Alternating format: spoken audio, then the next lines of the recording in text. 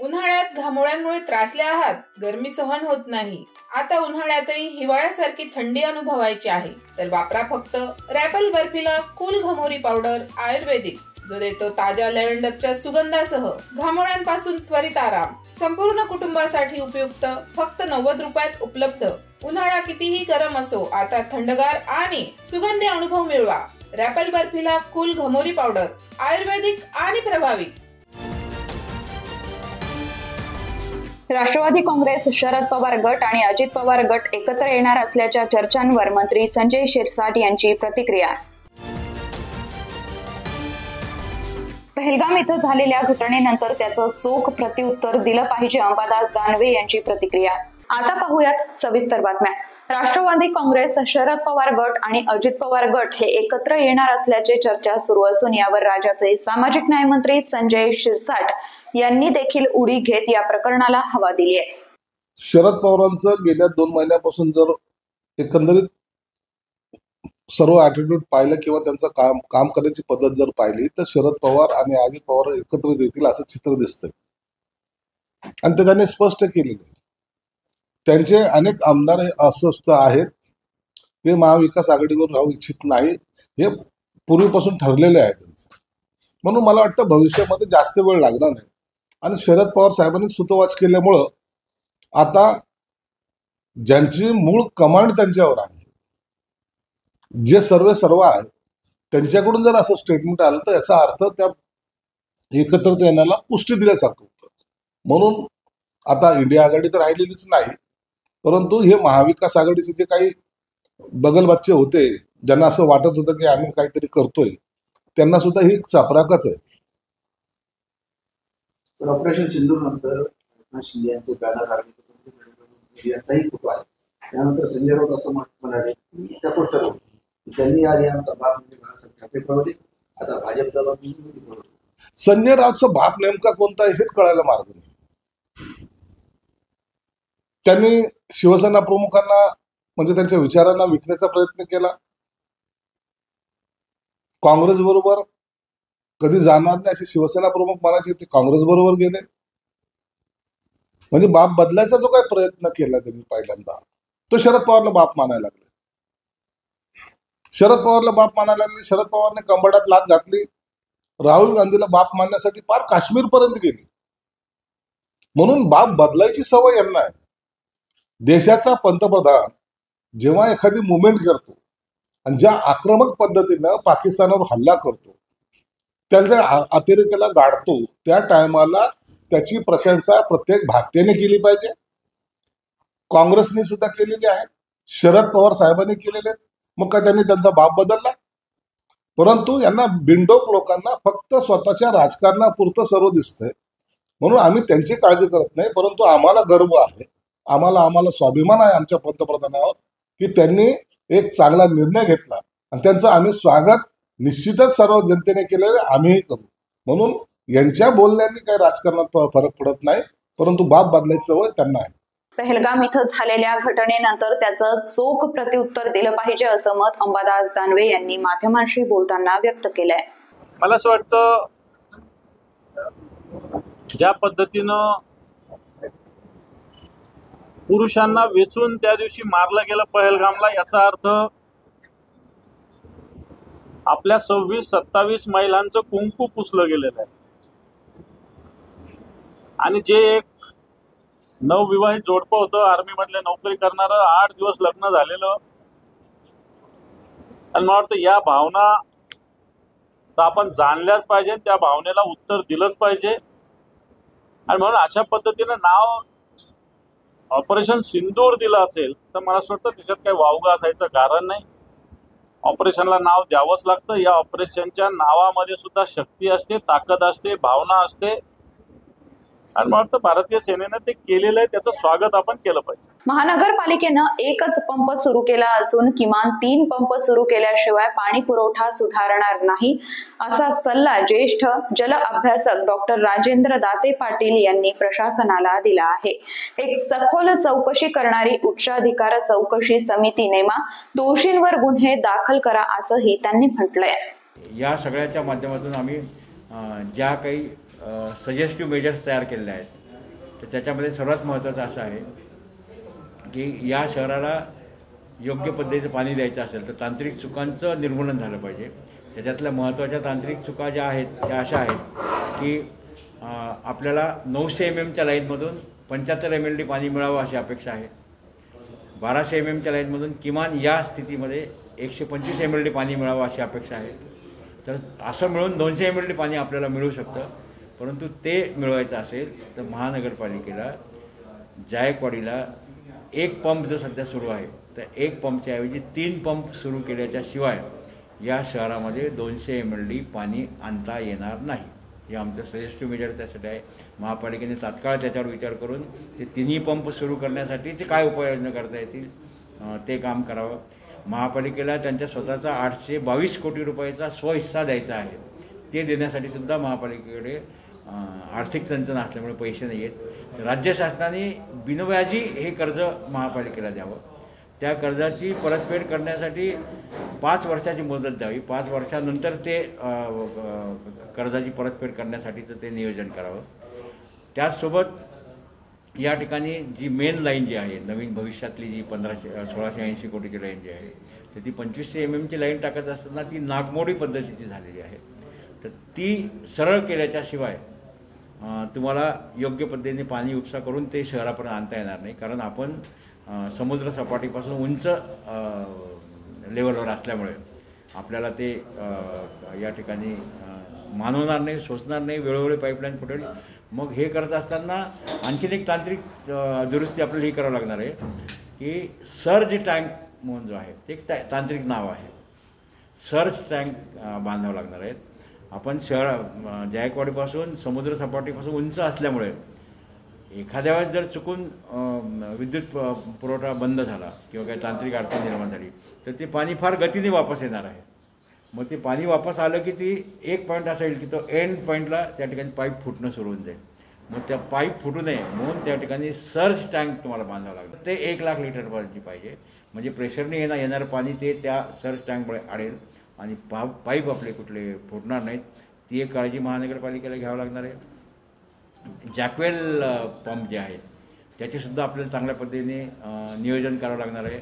शहरामध्ये 26 पाण्याच्या टाक्यांचं काम आता फक्त स्लॅब लेवलपर्यंत आणि पिलर लेवलपर्यंत झालेलं आहे. पूर्ण टाक्या जर तयार झाल्या नाहीत तर पाणी आणून ते साठवणे आणि साठवलेलं पाणी नागरिकांपर्यंत पोहोचवणे ही जी एक सायकल आहे ती सायकल आपल्याला पूर्ण करता येणार नाही. त्याच्यासाठी महानगरपालिकेने युद्धपातळीवर काम सुरू केलं पाहिजे. आणि ह्या मानवनिर्मित ज्या चुका ज्यांनी कोणी केल्या असतील त्याची उच्चस्तरीय चौकशी समिती नेमून उच्चस्तरीय चौकशी होऊन दोषींवर गुन्हा दाखल केला गेला पाहिजे. आणि मग दरम्यानच्या काळामध्ये ज्याला आपण स्टॉप गॅप अरेंजमेंट असं म्हणतो की मुख्य लाईनचं पाणी मिळेल त्याला वेळ आहे. मुख्य लाईनचं पाणी जर मिळणार नसेल लवकर तर मग लोकांनी पाण्याची व्यवस्था कशी करायची. मग ती व्यवस्था होण्यासाठी मी आता जे सजेस्टिव्ह मेजर्स तुम्हाला सांगितले की आपल्याला 200 mld पाणी आपल्या शहरात आणता येऊ शकेल. त्यासाठी ते 3ही पंप चालू करणे, 75 mld 900 mmच्या लाईनमधून 75 mld आणि 1200च्या लाईनमधून 125 mld शाश्वत पद्धतीचं पाणी आपल्याला मिळू शकतं. अशा पद्धतीचं नियोजन महानगरपालिका प्रशासनाने करावं. आणि ह्या तुमच्या माध्यमातून वृत्तपत्रांच्या माध्यमातून या चॅनल्सच्या माध्यमातून ते प्रशासनापर्यंत पोहोचावं आणि ते तुम्ही नेहमीप्रमाणे ही मदत जनतेच्या बाजूने कराल अशी मी तुमच्या सगळ्यांच्या वतीने या ठिकाणी अपेक्षा व्यक्त करतो. अजूनही काही बातम्यांचा आढावा आपल्याला घ्यायचा आहे, मात्र वेळ झाली एक छोट्याशा ब्रेकची. कुठेही जाऊ नका, पाहत रहा ADN.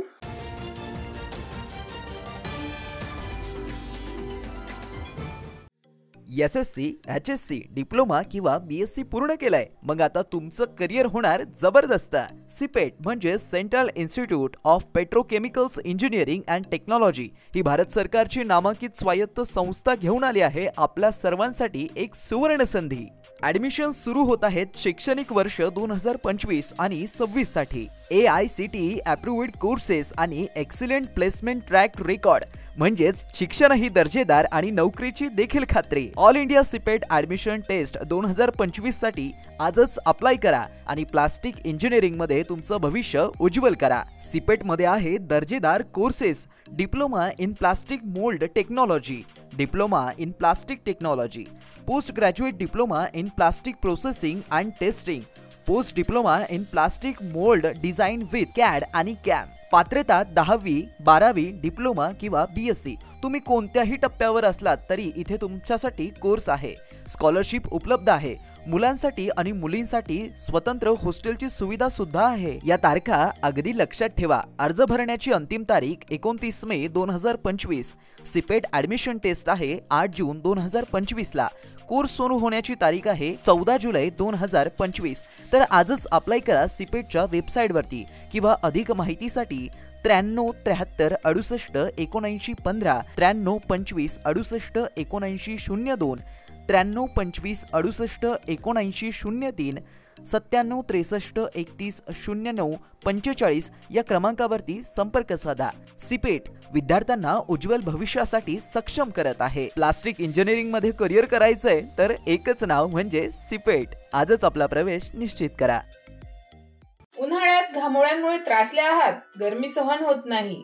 आता उन्हाळ्यातही हिवाळ्यासारखी थंडी अनुभवायची आहे तर वापरा फक्त रॅपल बर्फिला कूल घमोरी पावडर आयुर्वेदिक, जो देतो ताज्या लॅव्हेंडरच्या सुगंधासह घामोळ्यांपासून त्वरित आराम. संपूर्ण कुटुंबासाठी उपयुक्त, फक्त 90 रुपयात उपलब्ध. उन्हाळा कितीही गरम असो, आता थंडगार आणि सुगंधी अनुभव मिळवा. रॅपल बर्फिला कूल घमोरी पावडर आयुर्वेदिक आणि प्रभावी. अनेकांच्या मनात स्वप्न असते की देशाची सेवा करायची, परंतु काही लोकच योग्य प्रशिक्षण घेऊन ते वास्तवात पूर्ण करतात. वास्तविक सैनिक बनणे सोपं काम नाही, कारण प्रशिक्षणाच्या मैदानापासून ते युद्धाच्या रणांगणापर्यंत प्रत्येक क्षण संघर्षमय असतो. फक्त जो इमानदार, समजूतदार असेल आणि ज्याची इच्छाशक्ती प्रबळ असेल असाच व्यक्ती या क्षेत्रात टिकू शकतो. प्रत्येक वर्षी अनेक परीक्षार्थ्यांना यश प्राप्त होते, ते फक्त आणि फक्त गरुडचे अकॅडमी. पंख आम्ही देतो, उंच भरारी तुम्ही घ्या.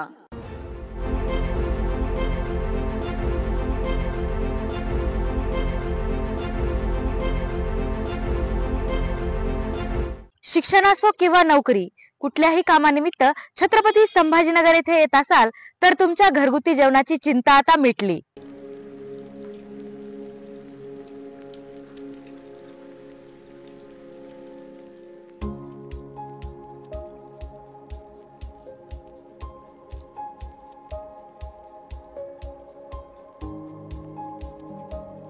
नमस्कार, मी पूजा दातार.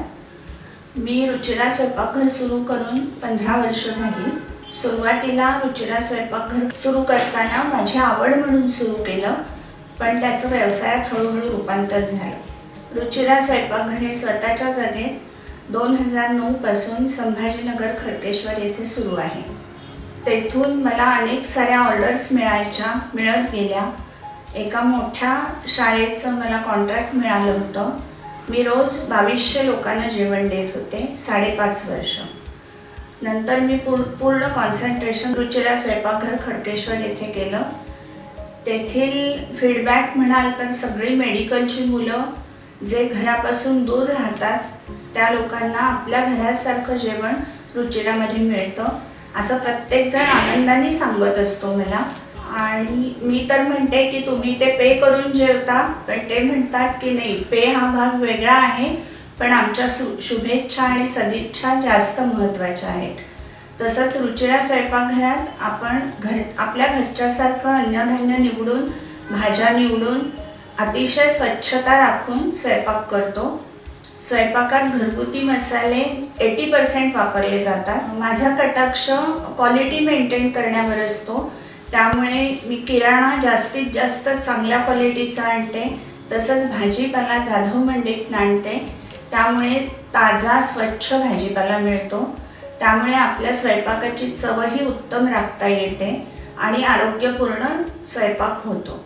घरगुती जेवणाच्या चवीसाठी एकदा अवश्य भेट द्या रुचिरा स्वयंपाकघर येथे। मस्त मास्क पहना रे तूने। Thank you sir. वो जान बचाने के लिए पहनना पड़ता है ना सर। रेडीमेड है या टेलर मेड है? ऑनलाइन ऑर्डर किया है सर। एक और है ना सर? देना। बहुत मस्त लगे आपको। ये ना सर।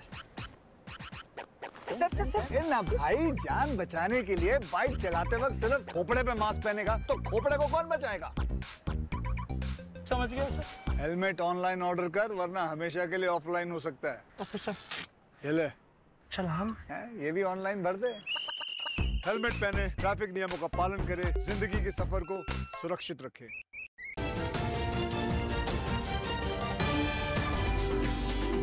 ब्रेक नंतर आपलं स्वागत। मुख्यमंत्री सहाय्यता निधी व धर्मादाय रुग्णालयांमार्फत नागरिकांना द्यायच्या मदतीसाठी कार्य करणाऱ्या जिल्हास्तरीय मदत कक्षाचं आज राज्याचे सामाजिक न्याय मंत्री तथा जिल्ह्याचे पालकमंत्री संजय शिरसाट यांच्या हस्ते उद्घाटन करण्यात आले। जिल्हाधिकारी कार्यालयात हा कार्यक्रम पार पडला। जिल्हाधिकारी कार्यालयातच तळमजल्यावर हा कक्ष कार्यान्वित करण्यात आला आहे। विधान परिषद सदस्य आमदार संजय केनेकर, विभागीय आयुक्त दिलीप गावडे, जिल्हाधिकारी दिलीप स्वामी, निवासी उपजिल्हाधिकारी विनोद खिरोळकर, उपजिल्हाधिकारी उमाकांत पारधी, एकनाथ बंगाळे, जिल्हा नियोजन अधिकारी भारत वायाळ, जिल्हा शल्य चिकित्सक डॉक्टर दयानंद मोती पवळे, जिल्हा आरोग्य अधिकारी डॉक्टर अभय धानोरकर यांची उपस्थिती होती। मुख्यमंत्री देवेंद्रजी फडणवीस यांचा हा महत्वाकांक्षी प्रकल्प असून कक्ष प्रमुख रामेश्वर नाईक यांच्या मार्गदर्शनाखाली या कक्षाचं कामकाज होईल। राज्यातील प्रत्येक जिल्ह्यातील जिल्हाधिकारी कार्यालयात जिल्हास्तरीय मुख्यमंत्री सहाय्यता निधी व धर्मादाय रुग्णालय मदत कक्ष स्थापन करण्यात आला आहे। या कक्षाद्वारे रुग्णांना वैद्यकीय उपचाराकरिता अर्थसहाय्य सहज उपलब्ध व्हावं, नागरिकांना मुख्यमंत्री सहाय्यता निधीच्या प्रकरणाची माहिती आपल्याच जिल्ह्यात व्हावी, तसंच नागरिकांच्या पैशाचा व वेळेचा अपव्यय टाळण्यासाठी हा कक्ष स्थापन करण्यात आलाय। तसंच नैसर्गिक आपत्ती, दहशतवादी हल्ला, दंगल इत्यादीमध्ये मृत किंवा दुखापत झालेल्या व्यक्तींना किंवा त्यांच्या वारसांना आर्थिक किंवा अन्य मदत कक्षाच्या माध्यमातून केली जाणार आहे। या कक्षाद्वारे रुग्णांसाठी केंद्र व राज्य शासनाच्या इतर आरोग्य विषयक योजनांची माहिती दिली जाणार आहे। तसंच वेळोवेळी आरोग्य शिबिरं घेऊन केंद्र व राज्य शासनाच्या विविध योजना सर्वसामान्य जनतेपर्यंत पोहोचवल्या जाणार आहेत। छत्रपती संभाजीनगर येथील कक्षात वैद्यकीय अधिकारी डॉक्टर बालाजी गोरे, लिपिक सचिन दोडे, समाजसेवा अधीक्षक श्यामसुंदर वाकळे या 3 कर्मचाऱ्यांची नियुक्ती केली आहे। प्रत्येक विद्यार्थी आपल्या क्षेत्रात सक्षमपणे उभा राहावा यासाठी शिक्षकांनी झोकून देत काम करावं। शासन आपल्या पाठीशी खंबीरपणे उभं आहे। शिक्षकांची राज्यव्यापी आयडल बँक तयार करणार असल्याचं प्रतिपादन शालेय शिक्षण मंत्री दादाजी भुसे यांनी केलंय। आयडल शिक्षकांना आपल्या नाविन्यपूर्ण उपक्रमाला आपल्या शाळेपुरतं मर्यादित न ठेवता राज्यभर हा उपक्रम कसा पोहोचेल यासाठी काम करावं असंही त्यांनी म्हटलंय। देवगिरी अभियांत्रिकी महाविद्यालयाच्या सभागृहात छत्रपती संभाजीनगर विभागातील आयडल शिक्षकांशी आयोजित संवाद कार्यक्रमात ते बोलत होते। यावेळी आमदार प्रदीप जयस्वाल, जिल्हाधिकारी दिलीप स्वामी, जिल्हा परिषदेचे मुख्य कार्यकारी अधिकारी अंकित, विभागीय मंडळाचे अध्यक्ष अनिल साबळे, शिक्षण उपसंचालक प्रकाश मुकुंद, सहाय्यक संचालक रवींद्र वाणी, शिक्षण उपनिरीक्षक डॉक्टर सतीश सातव उपस्थित होते। मुख्यमंत्री माझी शाळा सुंदर शाळा या उपक्रमासोबतच जिल्हाधिकारी दिलीप स्वामी यांनी सुरू केलेला शिक्षणाचा दशसूत्री उपक्रम राबवण्यात येईल। शिक्षक पालक संवाद उपक्रम प्रभावीपणे राबवावा लागेल। शिक्षकांना विद्यार्थ्यांबरोबरच पालकांशी देखील संवाद साधावा लागेल। यातून अनेक अडचणी सुटतील। तसंच आई वडिलांनी देखील आपल्या मुलांबरोबर संवाद वाढवावा, त्यातून मुलांमध्ये आत्मविश्वास वाढेल असा विश्वास भुसे यांनी व्यक्त केलाय। उपसंचालक प्रकाश मुकुंद यांनी प्रास्ताविक केलं। छत्रपती संभाजीनगर विभागात राबवण्यात येत असलेल्या विविध शैक्षणिक उपक्रमांबाबत त्यांनी माहिती दिली आहे। जालना जिल्ह्यातील देवी पिंपळगाव येथील कृष्णा निहाळ जिल्हा परिषद प्राथमिक शाळा वरवंटी, पैठण येथील भरत काळे, जरेवाडी, बीड येथील राहुल डोंगर, सिरसम, परभणी येथील दशरथ मुंडे, कळमनुरीतील शंकर लेकुळे तसंच परभणीचे शिक्षणाधिकारी संजय ससाणे यांनी राबवलेल्या नाविन्यपूर्ण उपक्रमाबाबत सादरीकरणाद्वारे माहिती दिली। यावेळी जिल्हा परिषद प्राथमिक शाळा जळगाव मेटे, जिल्हा छत्रपती संभाजीनगर, बोरगव्हाण जिल्हा परभणी, देवी पिंपळगाव जिल्हा जालना या शासकीय, तर बहिर्जी नाईक स्मारक विद्यालय वसमत जिल्हा हिंगोली, सरस्वती साधना विद्यालय आर्वी जिल्हा बीड, संत ज्ञानेश्वर विद्यालय, टेरेवाडी, जिल्हा परभणी या खासगी शाळांचा शालेय मंत्री भुसे यांच्या हस्ते मुख्यमंत्री माझी शाळा सुंदर शाळा अभियानातून पुरस्कार देऊन गौरव करण्यात आलाय। यावेळी विभागातील सर्व शिक्षणाधिकारी, जिल्हा शिक्षण व प्रशिक्षण संस्थेचे प्राचार्य, वेतन अधीक्षक, शिक्षक, शिक्षण विभागातील अधिकारी उपस्थित होते। शेवटी परत एकदा एक नजर टाकूयात आजच्या ठळक घडामोडींवर। राष्ट्रवादी काँग्रेस, शरद पवार गट आणि अजित पवार गट एकत्र येणार असल्याच्या चर्चांवर मंत्री संजय शिरसाट यांची प्रतिक्रिया। पहलगाम इथं झालेल्या घटनेनंतर त्याचं चोख प्रत्युत्तर दिलं पाहिजे, अंबादास दानवे यांची प्रतिक्रिया।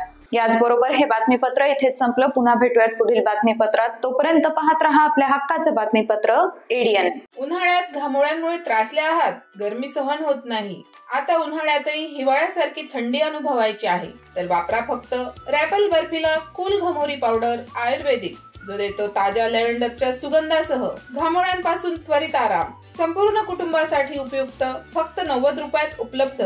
उन्हाळा कितीही गरम असो, आता थंडगार आणि सुगंधी अनुभव मिळवा।